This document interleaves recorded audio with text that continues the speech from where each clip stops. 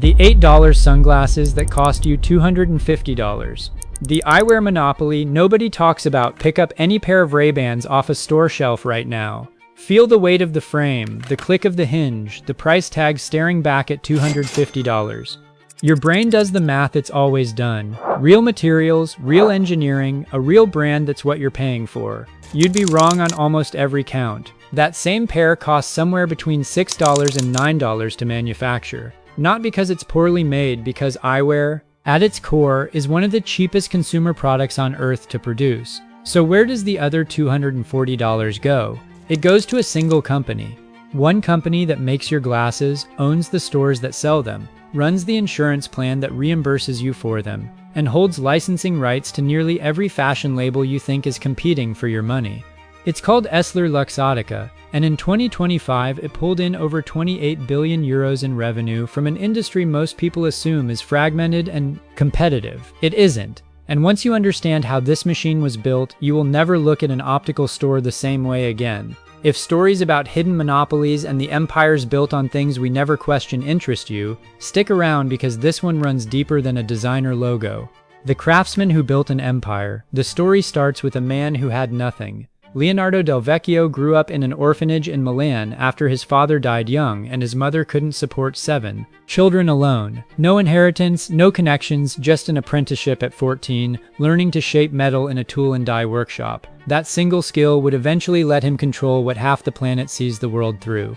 In 1961, at 26, he opened a small operation in Agordo, a mountain town in the Italian Dolomites, making hinges and frame components for other eyewear brands. It wasn't glamorous, but Del Vecchio understood something most manufacturers didn't. The margins hiding inside eyewear were enormous, and almost nobody outside the industry knew it.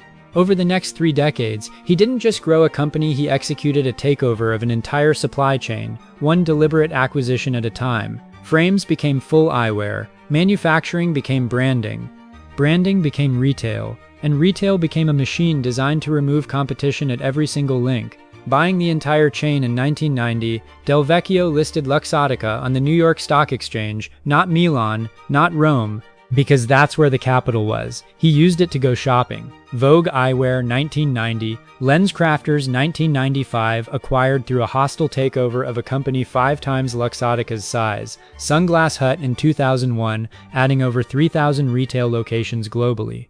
Then, in 1999, Ray-Ban itself, for $640 million, a price analysts called reckless at the time. Watch what happened next. Ray-Ban Wayfarers, once a $30 gas station product, were pulled from drugstores, repositioned as premium, and placed exclusively inside Luxottica-owned stores. Within a few years, the same frame, same lens, same hinge, same materials was selling for over $150. Nothing about the product changed, only who controlled the shelf.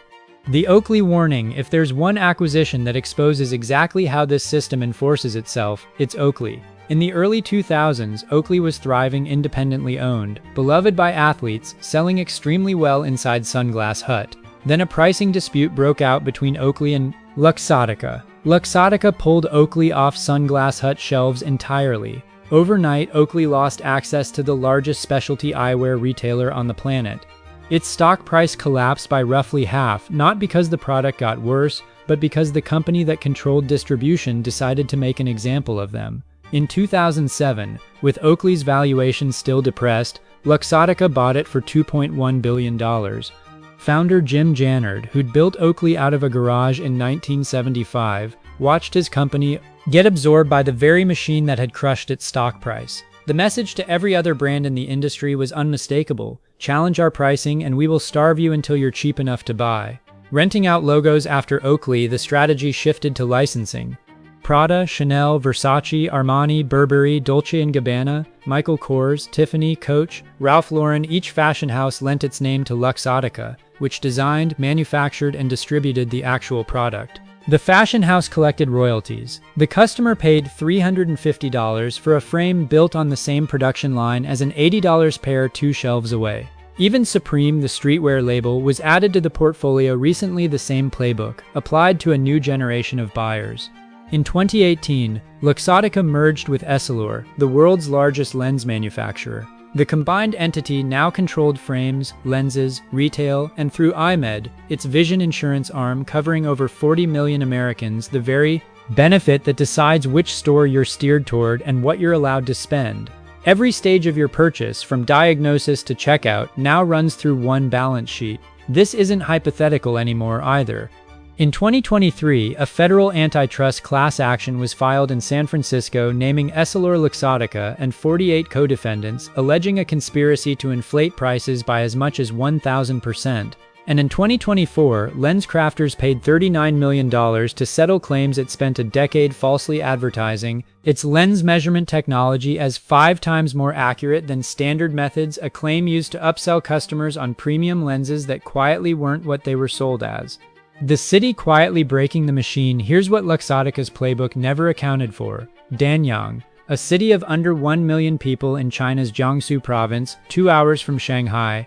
Almost nobody outside the industry has heard of it.